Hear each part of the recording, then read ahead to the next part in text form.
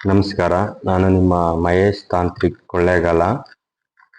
ಇವತ್ತಿನ ಒಂದು ವಿಚಾರ ಏನಂತಂದ್ರೆ ಸ್ತ್ರೀ ಪುರುಷ ವಶೀಕರಣದ ಬಗ್ಗೆ ನಾನು ನಿಮಗೆ ಮಾಹಿತಿ ಕೊಡ್ತಾ ಇದ್ದೀನಿ. ಸ್ತ್ರೀ ವಶೀಕರಣ ಆಗಿರ್ಬೋದು ಅಥವಾ ಪುರುಷ ವಶೀಕರಣ ಆಗಿರ್ಬೋದು, ಅಥವಾ ನೀವು ವ್ಯಾಪಾರ ಮಾಡ್ತಾ ಇದ್ದೀರಾ, ಅಭಿವೃದ್ಧಿ ಆಗ್ತಾ ಇಲ್ಲ, ಜನಾಕರ್ಷಣೆ ಆಗಬೇಕು, ಧನಾಕರ್ಷಣೆ ಆಗಬೇಕು, ಅಥವಾ ನೀವು ಯಾವುದೋ ಒಂದು ಬಿಸ್ನೆಸ್ ಮಾಡ್ತಾ ಇದ್ದೀರಾ, ಅದರಲ್ಲಿ ಬೆಳಿಲಿಕ್ಕೆ ಆಗ್ತಾ ಇಲ್ಲ ಅಂತ ಒಂದು ಕೆಲಸಕ್ಕೆ ಹೆಲ್ಪ್ ಆಗ್ತಕ್ಕಂಥ ಒಂದು ಮೂಲಿಕೆ ಬಗ್ಗೆ ನಾನು ನಿಮಗೆ ಮಾಹಿತಿ ಕೊಡ್ತಾ ಇದ್ದೀನಿ.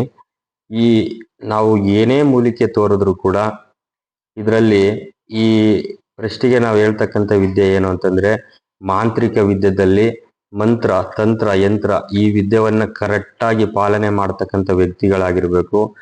ಏಕಾಏಕಿ ಯಾರಂದ್ರೆ ಅವ್ರ ಮೇಲೆ ಪ್ರಯೋಗ ಮಾಡೋದಕ್ಕಾಗಲ್ಲ, ಎಲ್ಲಂದ್ರೆ ಅಲ್ಲಿ ಕೂತ್ಕೊಂಡು ಪ್ರಯೋಗ ಮಾಡೋದಕ್ಕಾಗಲ್ಲ. ಅದಕ್ಕೆ ಆದಂತ ಈ ಏನ್ ನಾವು ವಾಮಾಚಾರ ಅಂತಂದ್ರೆ ಈ ವಾಮಾಚಾರದಲ್ಲಿ ಕೆಲವಾರು ಕಟ್ಟುಪಾಡುಗಳಿರ್ತವೆ. ಆ ಕಟ್ಟಲ್ಲೇ ನಾವು ಕೆಲಸ ಮಾಡಬೇಕು.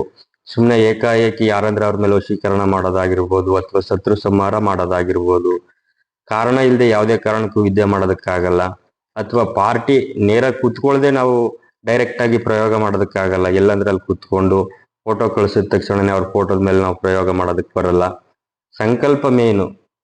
ಏನೇ ಕೆಲಸ ಮಾಡಬೇಕಾದ್ರೂ ಸಂಕಲ್ಪವನ್ನ ಕರೆಕ್ಟ್ ಆದಂತ ರೀತಿಯಲ್ಲಿ ಸಿದ್ಧಿ ಮಾಡಿಕೊಂಡು ಸಂಕಲ್ಪವನ್ನು ಮಾಡಿ ನಾವು ಒಂದು ವಶೀಕರಣಕ್ಕೆ ಯಾವ್ಯಾವ ಗಿಡಮೂಲಿಕೆ ಬೇಕು, ಅವರ ವಸ್ತು ಏನಾಗಬೇಕು ಅದನ್ನೆಲ್ಲ ಒಂದು ಬಳಕೆ ಮಾಡಿ ಇಟ್ಟುಕೊಂಡು ಅದಾದ ನಂತರ ನಾವು ಸಿದ್ಧಿ ಮಾಡಿಕೊಂಡು ಪ್ರಾಣ ಪ್ರತಿಷ್ಠೆ ಮಂತ್ರವನ್ನು ಕೊಟ್ಟು ಆಕರ್ಷಣೆ, ವಶೀಕರಣ, ದಿಗ್ಬಂಧನ ಈ ಪ್ರಯೋಗಗಳನ್ನ ಮಾಡಿದಾಗ ಮಾತ್ರನೇ ಒಬ್ಬ ವ್ಯಕ್ತಿ ಮೇಲೆ ನಾವು ಹೇಳ್ದಂಗೆ ಕೇಳಿಸೋದಕ್ಕೆ ಸಾಧ್ಯ. ಸುಮ್ಮನೆ ಏಕಾಏಕಿ ಎಲ್ಲಂದ್ರಲ್ಲಿ ಕುತ್ಕೊಂಡು ಫೋಟೋ ಕಳ್ಸೋದಾಗಿರ್ಬೋದು, ಅಥವಾ ಅವ್ರ ಹೆಸರು ಕಳಿಸೋದಾಗಿರ್ಬೋದು, ಆ ಥರ ಮಾಡಿದಾಗ ಖಂಡಿತವಾಗೂ ಕೆಲಸ ಆಗಲ್ಲ.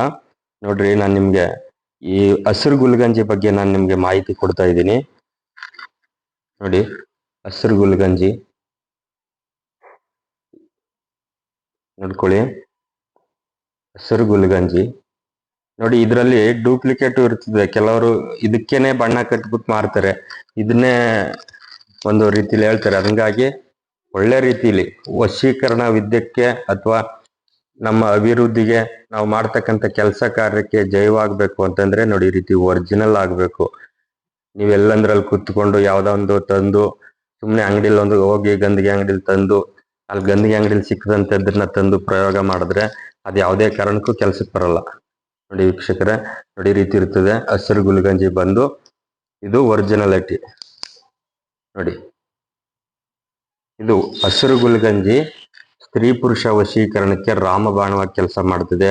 ಮತ್ತೆ ನಿಮಗೆ ಅಭಿವೃದ್ಧಿ ನೀವು ಒಂದು ವ್ಯವಹಾರ ಮಾಡ್ತಾ ಇದ್ದೀರಾ, ಅಭಿವೃದ್ಧಿ ಆಗ್ತಾ ಇಲ್ಲ, ಯಾವುದೋ ಒಂದು ಬಿಸ್ನೆಸ್ ಮಾಡ್ತಾ ಇದ್ದೀರಾ, ಅಭಿವೃದ್ಧಿ ಆಗ್ತಾ ಇಲ್ಲ, ಈ ಒಂದು ಹಸಿರು ಗುಲ್ಗಂಜಿ ಮೂಲಕ ನೀವು ವಶೀಕರಣ ಆಗಿರ್ಬೋದು ಅಥವಾ ಜನಾಕರ್ಷಣೆ, ಧನಾಕರ್ಷಣೆ ಮಾಡ್ಬೋದು. ಆದ್ರೆ ಇದನ್ನ ಮಾಡೋದಕ್ಕೆ ಬೇಕಾಗಿರ್ತಕ್ಕಂಥದ್ದು ಮೇನು ಏನಂತಂದ್ರೆ ಇದನ್ನ ಯಾವ ರೀತಿ ತರಬೇಕು. ಸಿಗೋದು ಇದು ಪ್ರಕೃತಿಲಿ ಸಿಗ್ತಕ್ಕಂಥ ಒಂದು ವಸ್ತು. ಇದು ನಮ್ಮ ಪ್ರಕೃತಿ ನಮಗ್ ಕೊಟ್ಟಿರ್ತಕ್ಕಂಥ ಕೊಡುಗೆ ಇದು. ಯಾಕಂತಂದ್ರೆ ಈ ಗಿಡಮೂಲಿಕೆ ಅಂತಕ್ಕಂಥದ್ದೇ ಹಂಗೆ ಹಲವಾರು ರೀತಿ ಕೆಲಸ ಮಾಡ್ತೇವೆ. ಅದ್ರ ಬಗ್ಗೆ ಕರೆಕ್ಟ್ ಆದಂತ ರೀತಿಲಿ ತಿಳ್ಕೊಂಡಿರ್ಬೇಕು. ಏನಂದ್ರೆ ಅದನ್ನ ತಿಳ್ಕೊಂಡು ಅದನ್ನ ತರೋದು ಯಾವ ರೀತಿ, ತಂದು ಯಾವ ರೀತಿ ಸಿದ್ಧಿ ಮಾಡ್ಕೋಬೇಕು, ಸಿದ್ಧಿ ಮಾಡ್ಕೊಂಡ ನಂತರ ಇದನ್ನ ಯಾವ ರೀತಿ ಬಳಕೆ ಮಾಡಬೇಕು, ಇದನ್ನ ಮೇನ್ ತಿಳ್ಕೊಳ್ಬೇಕು. ಸುಮ್ಮನೆ ಏಕಾಏಕಿ ಹಸಿರು ಗುಲ್ಗಂಜಿ ತಂದ ತಕ್ಷಣನೇ ಅದು ಕೆಲಸ ಮಾಡಲ್ಲ.